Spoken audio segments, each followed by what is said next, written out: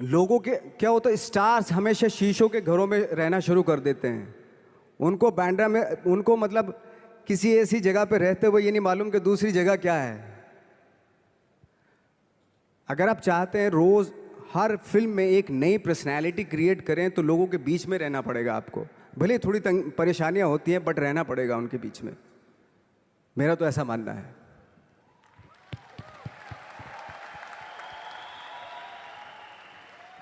नवाज, आप बहुत छोटे से शहर से हैं, डिस्ट्रिक्ट मुजफ्फरनगर। यहाँ पे बहुत सारे लोग ऐसे बैठे हैं जो बहुत सारी सिटीज़ से हैं, actually major cities like Delhi, Bangalore, Hyderabad, Pune, Chennai, Nepal. और इन सब चीज़ों के बीच में बड़े शहरों की बहुत सारी फैसिलिटीज़ हैं, बहुत सारे आराम हैं। जबकि आपके शहर या जिस शहर से मैं हूँ, जहाँ पे एजुकेशन भी नहीं मिलती है, जहाँ पे खाना पीना, जैसे आपने बोला बिजली, कोई भरोसा नहीं होता कब आएगी, जाना तो नॉर्मल है। हाँ, तो वहाँ पे उस छोटे से शहर में रह के एक परिवार में जहाँ पे कभी किसी ने एक्टिंग के बारे में दूर दूर तक नहीं सोचा था, और आप 8 भाई बहन हैं, सबके साथ रह के परिवार में परिवार का चीज़ करने की जगह एक अलग से ये जो थॉट आया था अलग से कि मैं एक्टिंग करूँगा, और वो भी काफ़ी दिन बाद जब आपने जॉब भी कर ली उसके बाद, तो जब वो थॉट आया तो परिवार ने आपको सपोर्ट किया। और अगर रिश्तेदारों ने, जैसे आपने बोला कि कहा, तो आपके दिमाग में उस समय क्या चलता था?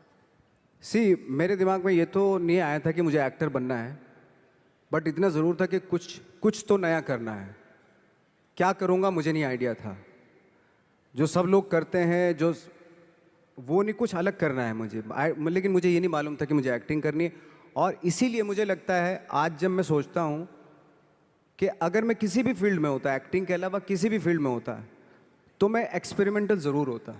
क्योंकि मुझे आदत थी कि मुझे जो ट्रेंड चल रहा है उसके अगेंस्ट, मैं बहुत ही रिबेलियस था, रिबेलियस किस्म का इंसान हूँ मैं, आज भी हूँ, रहूँगा।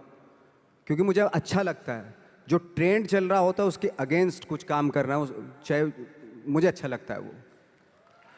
क्योंकि क्या है ना कि जो चलन चल रहा है, आई थिंक उसको बहुत आसान है उस चलन के साथ चलना। उसके अगेंस्ट चलना, उसके लिए सालों लग जाते हैं। बीच बीच में आपको ये भी लगता है कि यार शायद पॉसिबल नहीं है, लेकिन जब पॉसिबल होता है ना तो तब बड़ा अच्छा लगता है। तब ये जैसे आज मुझे फील हो रहा है ना, तब ऐसा लगता है। यहाँ पे जितने लोग भी बैठे हैं और इंक्लूडिंग मुझे, हमने भी ऐसा कुछ शुरू किया है या हम भी ऐसा कुछ कर रहे हैं जो ट्रेडिशनल नहीं है, जो बहुत अलग है, और जिसके लिए बहुत लोग बोलते हैं कि पता नहीं होगा कि नहीं होगा, कर पाएंगे कि नहीं कर पाएंगे, या तुम कर रहे हो करके दिखाओ, तुम कर लिए तो देखते हैं। और लोग जगह जगह समय समय पर हर समय हर किसी को, यहाँ पे जितने लोग भी बैठे हैं उनको कहते हैं कि तुमसे तो हो नहीं पाएगा, और हो गया तो राम जाने। तो जब हमें ये कैसे हुआ, ये कैसे हुआ, फिर पूछते हैं कैसे हुआ, हाँ ये कैसे हुआ, कैसे हुआ फिर भी सुन लेंगे, बट साथ में अगर आगे करने को करो ना तो हिम्मत नहीं होगी। तो आपने जब शुरू किया और आपने जब करना शुरू किया, और आज आपकी वो दोस्त जिन्होंने आपको बोला या जो रिश्तेदार आपको बोलते थे कि तुझसे नहीं हो पाएगा, वो आज क्या कहते हैं? देखो ये है कि जैसे मैंने बताया कि मुझे कदम कदम पे ये बोला गया, जैसे रिश्तेदार मेरे, सबसे पहले तो रिलेटिव्स ही बोलते हैं आपके, बोले भाई ये जो करने जा रहा है तू, ये तेरे बस का नहीं है, तू देख ले अपना, बस का नहीं है ये। और जब हो जाता है तो ऑफकोर्स यही कि हमने तो बोला था, अब पता नहीं कब बोला था, मुझे भी नहीं पता कब बोला था उसने ये, कि हमने तो बोला था हो जाएगा।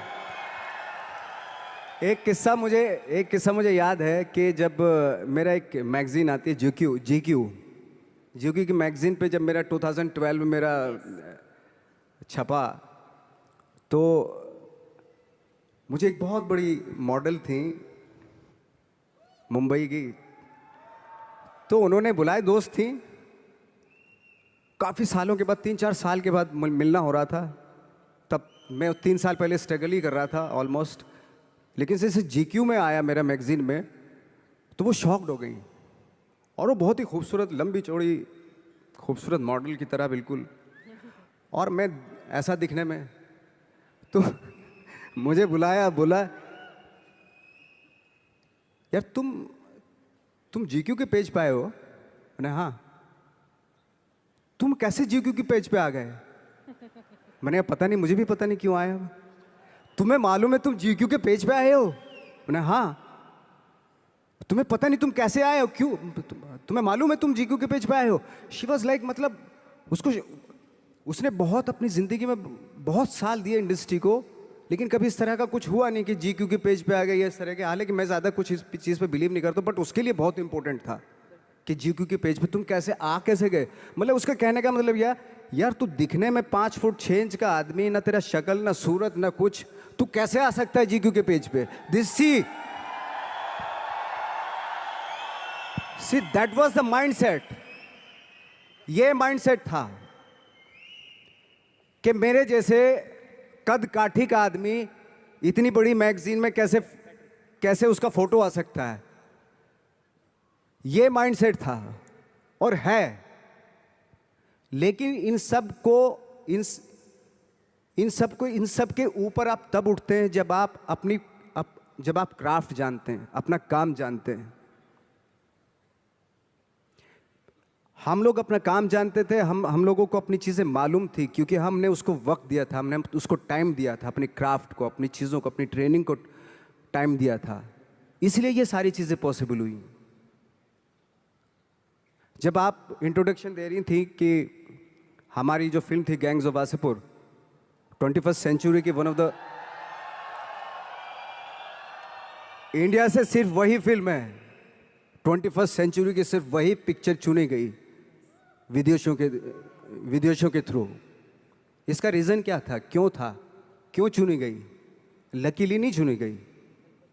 इसके पीछे डायरेक्टर की काबिलियत थी, लिखने वाले, उस फिल्म को लिखने वाले एक से एक लोग थे, और कम से कम 250-300 सिर्फ एक्टर थे। मैं बाकी लोगों की बात नहीं कर रहा, वो सारे थिएटर से थे, तो सारे ट्रेंड एक्टर थे, थिएटर से थे वो।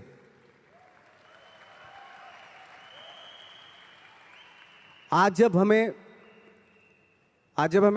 हम लोग फिल्में लेके जाते हैं इंटरनेशनल फिल्म फेस्टिवल्स में, वो चलती हैं, उनको अप्रिशिएट किया जाता है, तो हमें खुशी इस बात की होती है कि थैंक गॉड कि उन फिल्मों को रिप्रेजेंट कौन कर रहा है? वो लोग जिनके पीछे जो वाकई जिनकी स्पेशलिटी अपने क्राफ्ट में है, जो पढ़ लिख के आए हैं, जो थिंकर हैं। सिनेमा ज़रूर कर रहे हैं, डायरेक्टर ज़रूर हैं, एक्टर ज़रूर हैं वो, लेकिन उसके पीछे उनकी बहुत बड़ी ट्रेनिंग है, बहुत बड़ा एक्सपीरियंस है। वो ये लालच छोड़ के बॉक्स ऑफिस पे हिट होगी या नहीं होगी, ये इस फिल्म में इसको प्रोजेक्ट बना लो, एक हीरोइन ले लो, एक हीरो ले लो, और 5 गाने डाल दो, और प्यार मोहब्बत दिखा दो। वो तो ठीक है, वो भी एक तरह का सिनेमा, बहुत लोग पसंद करते हैं उसको भी। लेकिन एक ये भी सिनेमा है, ये भी सरवाइव करता है, ऐसी बात नहीं। ठीक है, थोड़ी दिक्कतें आती हैं उस सिनेमा को, लेकिन एंड ऑफ द डे जब इंटरनेशनल प्लेटफॉर्म पे कोई भी फिल्म जब आप बोलते हो वो ऐसी ही होती है, जैसे चाहे वो लंच बॉक्स हो, चाहे वो गैंग्स ऑफ वासेपुर हो, या पुराने टाइम में जो सत्यजीत रे की फिल्में हो, पूरी दुनिया जानती है रे साहब की फिल्में, पूरे वर्ल्ड में जानते हैं लोग। तो आज ठीक है, आज के युग में आज के टाइम में आप उन सिनेमा को थोड़ा, अरे ये तो कोई ख़ास नहीं, कुछ नहीं है, बट वर्ल्ड में इसी सिनेमा से जाने जाते हैं। अगर चाहे वो रे हो, ऋतिक घटक हो, चाहे वो गरम हवा, उस तरह की फिल्में जो होती थी, या चाहे नसीरुद्दीन शाह, ओमपुरी हो, पंकज कपूर हो, तो इस तरह के एक्टर्स ने आके एक अलग धारा बनाई थी। अगर बहुत लोग सुपरस्टार से प्रभावित होकर बम्बई आ रहे थे, तो बहुत सारे लोग, हम जैसे लोग, एक्टरों से इंस्पायर होकर भी आ रहे थे, ऐसी बात नहीं है।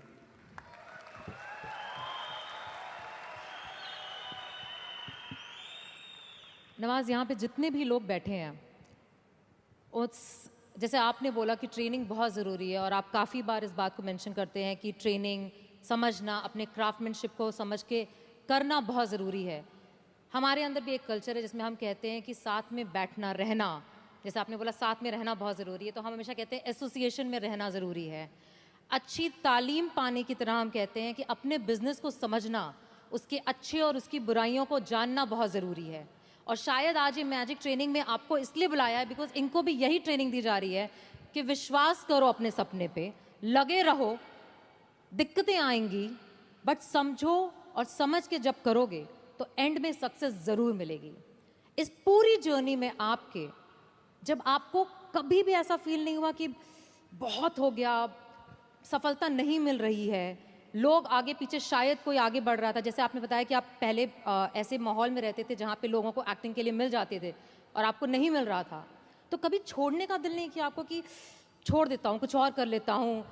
और लोगों ने बोला होगा ज़रूर, छोड़ दो, कुछ और कर लो, क्योंकि यहाँ पे बैठे हुए बहुत सारे लोगों को ये बोला जाता है कि बहुत आसान है छोड़ना, छोड़ दो, नौकरी तो है, करते रहो, बिजनेस क्यों करना है? इसके लिए आप क्या कहना चाहेंगे? आई थिंक सबसे आसान काम है, जैसे आपने बताया नौकरी करना तो सबसे आसान काम है, लेकिन खुद से क्रिएट करना कोई चीज़ वो वाकई बहुत डिफिकल्ट है।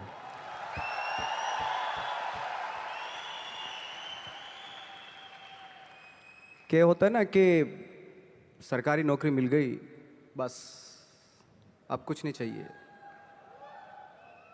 पूरी ज़िंदगी गुजार देते हैं, क्योंकि मिलता रहेगा, वो सो हटाएंगे तो नहीं, आपको मिलता रहेगा, सरकारी पैसा आता रहेगा आपके पास।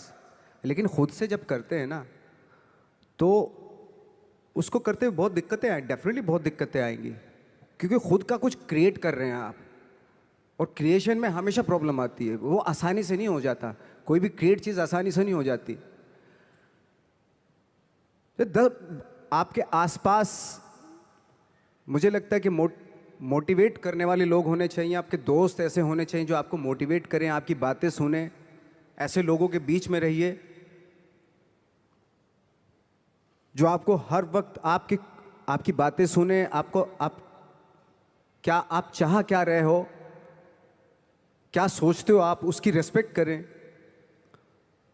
और सारे जो ग्रुप जो होता है वो उसकी थॉट को रेस्पेक्ट करके उसको एग्जीक्यूट करें, यू नो, वो बहुत ज़रूरी होता है।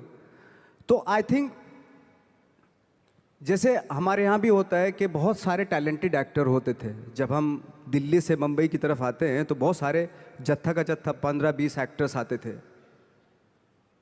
तो बीच बीच में गायब होने लगते थे वो, पता नहीं कहाँ, कोई कहीं चला गया, कोई कहीं चला गया, किसी ने छोड़ दिया, किसी ने दुकान कर ली, है ना, किसी ने कुछ कर लिया, ऐसे चले जाते थे। मैंने कहा वो एक्टर कहाँ गया, वो तो चला गया, क्यों? ये काम नहीं मिल रहा था यार। अच्छा वो तो यही है मुंबई, वो क्या कर रहा है? बोले कुछ नहीं कर रहा है, ऐसे ही। तो पता है ऐसा क्यों होता था?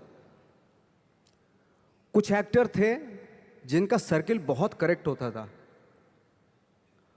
और कुछ एक्टर थे जिनका सर्किल जो है ना बहुत ही गंदा सर्किल था, डिप्रेस करने वाला, है ना, ऑलरेडी फ्रस्ट्रेटेड थे वो लोग, इस तरह का सर्किल था। तो हमेशा ना मुझे लगता है कि अवेयर रहना चाहिए कि मैं किन लोगों के बीच में रहता हूँ, वो बहुत ज़रूरी है।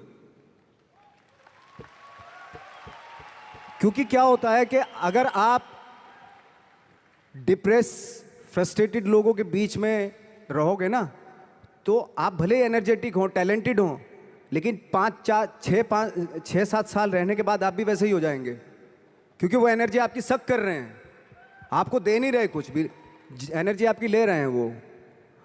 तो बहुत सारे एक्टरों से जब मैं मिलता था, वो बिल्कुल ही गिव अप कर दिया था उन्होंने, मैंने यार ऐसे क्यों दिखाई दे रहे हो ऐसे, और उनके थॉट भी बदल जाते हैं, पता है, वो सारी कंप्रोमाइज़ वाले, अरे यार जो भी है ठीक है, थोड़ा मोड़ा छोटा पोटा दिलवा दो जो भी। मैंने कहा यार तू तो बहुत टैलेंटेड था, तू इस बात पे आ गया कि छोटा मोटा कुछ भी वो दिलवा दो, यानी कि कंप्रोमाइज़ कर लिया ना उसने लाइफ से अपनी।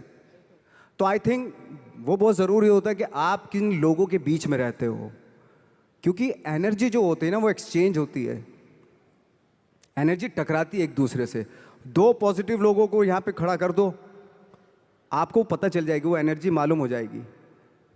या 10 लोगों में 3 नेगेटिव एनर्जी खड़ा कर दो यहाँ पे, तो वो 3 जो नेगेटिव एनर्जी वाले होते हैं ना, वो 7 लोगों की एनर्जी ऐसे खींच लेते हैं। ये है, फैक्ट है ये बात। एनर्जी तो सर्वाइव करती है ना, ट्रेवल करती है एनर्जी। तो हमेशा मुझे लगता है कि ऐसे ऐसे लोगों के बीच में रहो जो पॉजिटिव हो, जिनके थॉट बहुत बहुत अच्छे हों, जो नया कुछ करने की सोच में हमेशा रहते हों, जो कुछ क्रिएट करने की धुन में रहते हों। तो इस तरह के लोगों के बीच में रह के अगर रहते हैं आप, तो 3-4 साल भी आप 3-4 साल बाद भी आप भी वैसे ही हो जाते हैं। हमारे यहाँ भी एक कहावत है और एक आपस में कि एसोसिएशन में रहो, अपलाइन की सुनो, मतलब जो भी आपके साथ बिजनेस में काम कर रहा है, जो एक्टिव है और जो वर्किंग है, उसकी सुनते रहो, क्योंकि वो ही आपका भला चाहता है और वही आपको आगे बढ़ाना चाहता है और वो आपको हमेशा मोटिवेट करेगा। एंड आई एम श्योर कि यहाँ आने के बाद भी आपको मैजिक की पॉजिटिविटी महसूस हुई होगी। बिल्कुल, ऑफ कोर्स महसूस हुई मुझे तो इसी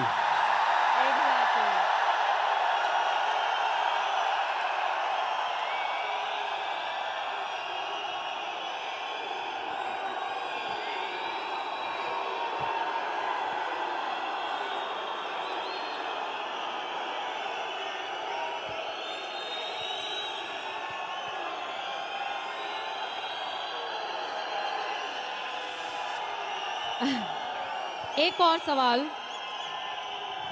पूछूं और सवाल। आपने बहुत लंबा सफर चुना है, जहां से आप शुरू हुए और अभी तक में काफी साल लगे। अब जब सफलता आपके पास आ रही है और आपके पास बहुत आ रही है, तो कभी ऐसा दिमाग में नहीं आता कि रिटायर हो जाऊं? कब तक करूंगा? करते रहना है? क्योंकि यहाँ पे बैठे हुए बहुत सारे लोगों के दिमाग में यह आता है कि मेहनत करना शुरू किया, एक थॉट होता है कि एक सक्सेस मिल जाए। जैसे आपको भी लगता होगा शुरू में कि एक पिक्चर मिल जाए, एक शॉट हो जाए, 10 हो जाए या 50 हो जाए, उसके बाद मैं रिटायर हो जाऊंगा, मैंने कमा लिया। बट हर इंडस्ट्री में हम लोग एक रखते हैं कि यहाँ पे रिटायर होना है। आपके हिसाब से इंडस्ट्री छोड़ के, बट आपके हिसाब से आपको क्या लगता है नवाज कि आप कब रिटायर होना चाहेंगे? देखिए, रिटायर की तो बात की बात है। खैर रिटायर एक्टर तो रिटायर नहीं होता है ना। जो स्टार होते हैं वो रिटायर हो जाते हैं। वो तब तक होता है उनका जब तक ये होता है, उनका करियर तब तक होता है।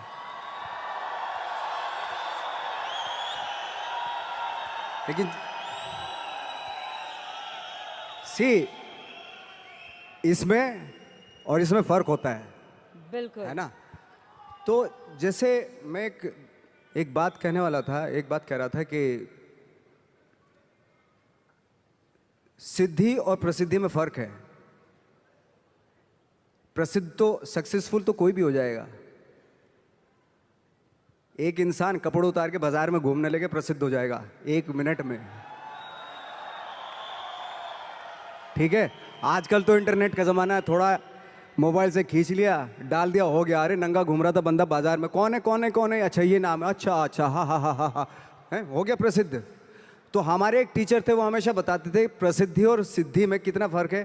पहले प्रसिद्धि लिखते थे और नीचे सिद्धि लिखते थे। प्रसिद्धि का प्र हटा दो, सिद्धि होता है। तो सिद्धि जो होती है प्रसिद्धि के भी ऊपर होती है। सिद्धि प्राप्त करना बहुत जरूरी होता है, सिद्धि प्राप्त करना बहुत मुश्किल है, प्रसिद्ध होना बहुत आसान है। हम यहाँ पे फ्रेंकली स्पीकिंग, मैं मुंबई में प्रसिद्ध होने के लिए नहीं आया था। मुझे इस फील्ड में सिद्धि प्राप्त करनी थी, इसलिए आया था मैं।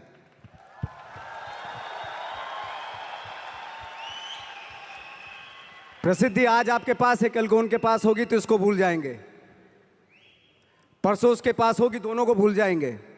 लेकिन जिसके पास सिद्धि होगी ना, उसको आप कभी नहीं भूल सकते। आप जो भी काम कर रहे हैं, अगर आप उसमें आपका पैशन है, जज्बा है, उसमें आपका मैडनेस है, तो वो सिद्धि आपको मिलेगी। गौतम बुद्ध ने भी इतना टाइम दिया था वो सिद्धि प्राप्त करने के लिए। तो सिद्धि प्राप्त करना बहुत ज़रूरी होता है। वो विरले ही होते हैं, मतलब। और ये पॉसिबल है कि आपको अपने फील्ड में आप सिद्धि प्राप्त कर सकते हैं, लेकिन उसके लिए फिर वो पैशन, वो ऑनेस्टी, वो बहुत सारे एलिमेंट है जो ज़रूरी होते हैं। इनफैक्ट मैंने बहुत सारे आपके इंटरव्यूज़ देखे थे जहाँ पे मैंने एक कॉमन चीज़ पाई कि आप हमेशा ये बात कहते हैं कि मैं जो रोल करता हूँ, मैं जो काम करता हूँ, मैं उसमें उसमें जाके घुस के उसको बनना नहीं चाहता हूँ। जैसे आपने अभी बोला ठाकरे जी का रोल करते वक्त आपको ऐसा महसूस हुआ कि मुझे उनको कॉपी नहीं करना था, बट मुझे उनको समझना था, उनकी ज़िंदगी को जीना था और उसे दर्शाना था। हमारे बिजनेस में भी हम हमेशा कहते हैं डुप्लीकेट करना है, डुप्लीकेट करना, और बहुत सारे लोग इस बात को सोचते हैं। डुप्लीकेट का मतलब हरकतें, आपके एक्शंस, आपकी बात करने का तरीका, वो डुप्लीकेशन होता है। बट आपने बहुत खूबसूरत बात बोली कि डुप्लीकेशन कॉपी करना नहीं होता, डुप्लीकेशन समझना होता है। तो आप मतलब आपके हिसाब से आपका सबसे बड़ा इंस्पिरेशन, जिसको आप देख करके हमेशा कहते हैं कि इससे मुझे इंस्पिरेशन मिलती है, जब आपने शुरू किया था, वो कौन था? सी मैं सच बताऊं, मैंने बहुत सारे इंटरव्यूज़ में ये भी बोला है कि इंस्पायर होने के लिए ज़रूरी नहीं कि बहुत बड़े बड़े लोगों को देखें आप। इंस्पायर तो आप अपने गांव में जो एक गणित का टीचर होता है ना, उससे भी इंस्पायर हो सकते हैं आप। मैं बहुत से ऐसे आम लोगों से इंस्पायर हुआ हूँ जिनका परफेक्शन था, भले ही वो कोई भी काम कर रहे हों, लेकिन उसमें उसका परफेक्शन होता था, वो ऑटोमेटिकली होता था। उसके पीछे आई डोंट नो उसकी क्या क्या थॉट था। फॉर एग्जाम्पल, मेरे यहाँ पे एक मैकेनिक था, मैं सच बता रहा हूँ,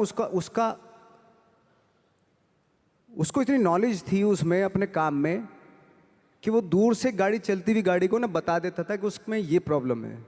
बॉनेट खोलता था, सबसे पहले हाथ उसी इंस्ट्रूमेंट पे जाता, उसी अपरेटस पे जाता था उसका, जहाँ प्रॉब्लम होती थी। हाथ ऐसे हाथ किया और ठीक हो गई गाड़ी। तो ये मैंने सोचा, ये यार ये तेरे अंदर ये क्या खास बात है, ऐसे तू कैसे सोच लेता है? कि उसने बताया, नवाज भाई मैं रात में सोता हूँ ना, तो भी पुर्जों के बारे में सोचता हूँ मैं, यू नो। तो ज़रूरी नहीं है कि आप इंस्पायर जो है वो बहुत बड़े बड़े लोगों से ही हों। छोटे छोटे, अगर आप गौर से देखेंगे ना, आपके आसपास ही बहुत सारे लोग ऐसे रहते हैं जो अपने काम में परफेक्ट होते हैं, परफेक्शन होता है उनके अपने काम में। ज़रूरत है आपको अपना दिमाग खोलने की। सब कुछ यहीं पड़ा हुआ है, आप ही को क्रिएट करना है।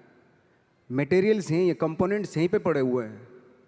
कहीं जाके दूसरे शहर से, दूसरी कंट्री से नहीं लेके आना है, यहीं पड़े हुए हैं, आपके आसपास ही बिखरे हुए हैं। ये आपकी अवेयरनेस पे डिपेंड करता है कि जो आपके पास पड़ी हुई वो चीज़ें हैं, उनसे आप क्या क्रिएट करते हो, या आपको डिस्कवर करना है। एक्चुअली मुझे ऐसा लगता है।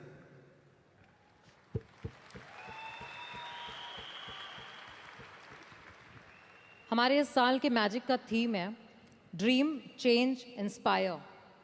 और हम सब लोग बैठ के बात कर रहे थे और हमको ये लग रहा था कि अगर ये थीम सूट करता है ना, तो वो बहुत कुछ आप पे सूट करता है। बिकॉज आपने एक सपना देखा, आपने बदलाव लाने और दिखाने की चाहत रखी, और आज आप इस स्टेज पे नहीं, दुनिया के बहुत बड़े स्टेजों पे खड़े होके हर एक एक्टर को इंस्पायर कर रहे हैं। और आज यहाँ पे जितने लोग हैं वो इसलिए हैं क्योंकि वो भी आपसे वो इंस्पिरेशन देख करके, समझ करके, इस बात से जब वापस जाएंगे तो सिर्फ ये जानना चाहते हैं कि नवाजुद्दीन सिद्दीकी, जिन्होंने सारे चैलेंजेस देखे और सफलता इतनी पाई है, जो बहुत, जैसे कहते हैं ना, आप कह रहे थे कि मैं 5 फुट 6 इंच गोरा नहीं, बट बहुत सारे गोरे और बहुत सारे 6 फुट लोगों ने कभी सोचा भी नहीं होगा जो इन्होंने पाया है। एंड तो ऐसे बहुत सारे यहाँ पे बैठे हैं जिन्हें अपने ऊपर डाउट है, जिन्हें ऐसा लगता है कि मैं कर पाऊंगा क्या, जिन्हें ऐसा लगता है कि शायद मुझ में अब उस बात की एबिलिटी नहीं है, या मुझ में कुछ है नहीं, मैं कम हूँ। और हम जब स्टेज पे आते हैं तो हमें देख करके लोगों को ऐसा लगता है, आपको देख के आज लोगों को ऐसा लगता है कि इसने तो कर लिया, मैं नहीं कर पाऊंगा। तो ऐसे लोगों को आप क्या कहना चाहेंगे? उसने वो कर लिया जो उसको करना था, है ना। आपको वो करना है जो आपको करना है। अगर आप ये सोचेंगे कि उसने जो उसको करना था उसने कर लिया, अब मैं क्या करूं, तो फिर तो आप कुछ नहीं कर पाएंगे, क्योंकि आप तो फॉलो उसी को कर रहे हो। बिल्कुल। आपको खुद की अपनी आवाज़ सुननी पड़ेगी एक्चुअली। मैं क्या करना चाहता हूँ, इस मामले में बहुत ही इंडिविजुअल होना पड़ेगा, बहुत ही प्राइवेट होना पड़ेगा आपको कि मैं क्या करना चाहता हूँ, मेरे क्या थॉट हैं, मेरे क्या ड्रीम्स हैं। पहले तो सपने देखने पड़ेंगे आपको, और सपने में भी कंजूसी नहीं करनी चाहिए।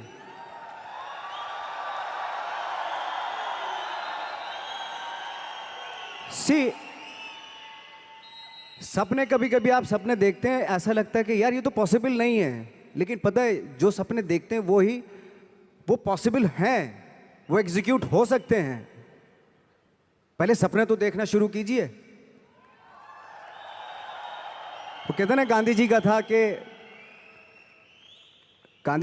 था ना, एक कोटेशन था कि वो सपने वो होते हैं जो आपको सोने नहीं देते, दिन में भी हैं, वो उस तरह का था ना कि एपीजे अब्दुल कलाम ने कहा था कि dreams are not those which you see when you sleep, but dreams are those which does not allow you to sleep. Exactly. तो मैंने खुद ने देखा है कि एज एन एक्टर, मैं तो अपने एज एन एक्टर ही बात करूंगा, मैं जब रात में सो रहा हूं और मुझे ड्रीम आया कि मैं एक रोल ऐसा कर रहा हूं, कुछ अजीब सी बॉडी लैंग्वेज है, अजीब सी उसका डायलॉग डिलीवरी है, और अजीब सही मतलब, और सुबह उठा के थोड़ा थोड़ा याद रह गया मुझे कुछ ऐसा। लेकिन बार बार कई बार जब वो सपने देखे मैंने, तो अजीब सा ही कुछ था, और जो मेरे बूते के बाहर की चीज़ थी, वो ऐसा सपना था, वो ऐसा कुछ मैं परफॉर्मेंस वाइज देख रहा था। कुछ जैसे कभी कभी आप कुछ फिल्में देखते हैं, कुछ इंस्पायर हो जाते हैं कि कुछ परफॉर्मेंसेस से इंस्पायर हुए, और मैं उस परफॉर्मेंस के काबिल भी, मतलब उसके आसपास भी नहीं था मैं। तो मैंने सोचा यार ये इम्पॉसिबल, ये तो मैं कर ही नहीं सकता। और जब मैं उठ के करना शुरू किया, मैंने जो मैंने सपना देखा था वो एग्जीक्यूट करने की कोशिश की, तो बहुत ही भोंडापन सा हो रहा था उसमें, बहुत ही अजीब सा लग रहा था। मैं खुद ही घबरा गया अपने आप से, मैं क्या कर रहा हूँ। बट यू नो, बार बार उसी चीज़ को, जो मैंने सपना देखा था, उसी को बार बार एग्जीक्यूट करने की कोशिश करता रहा। बाद में after long time I realized कि मैं उसके जैसा करने लगा हूँ, मतलब जो मैंने सपना देखा था, यू नो। बिल्कुल। कभी कभी आपने देखा होगा, ये भी एक सपना ही था यार, मैं उड़ जाता हूँ चलो आज, है ना, सपना, ये फैंटेसी थी। कभी सोचा होगा कि किसी ने, कोई सोच भी नहीं सकता था, वो भी एक सपना ही था ना। आज लोग चले जाते हैं ना, एक दूसरी कंट्री से उड़ के चले जाते हैं, ये भी सपना ही था, किसी का सपना ही रहा। ये सारे सपने थे एक्चुअली, जो आज एग्जीक्यूट हो रहे हैं, कुछ सालों के बाद एग्जीक्यूट हो, हजारों सालों के बाद एग्जीक्यूट होते होते चले गए। तो सपना देखना ज़रूरी है, और एब्सर्ड सा सपना देखना और भी ज़रूरी होता है। सपना कैसा भी देखना ज़रूरी होता है। क्यों? क्योंकि उसमें पॉसिबिलिटी होती है। जितना एब्सर्ड सा, अजीब सा सपना देखेंगे, आई थिंक उस पे जब आप फोकस करेंगे ना, तो आई थिंक वो बहुत खूबसूरत चीज़ होती है। वो साधारण सपना देख लिया तो ठीक है, सो के वो तो कोई भी देख लेता है साधारण सपना। मैं कहता हूँ असाधारण सपना देखना चाहिए, क्योंकि असाधारण सपना वो तभी आएगा जब आप असाधारण सोच के होंगे।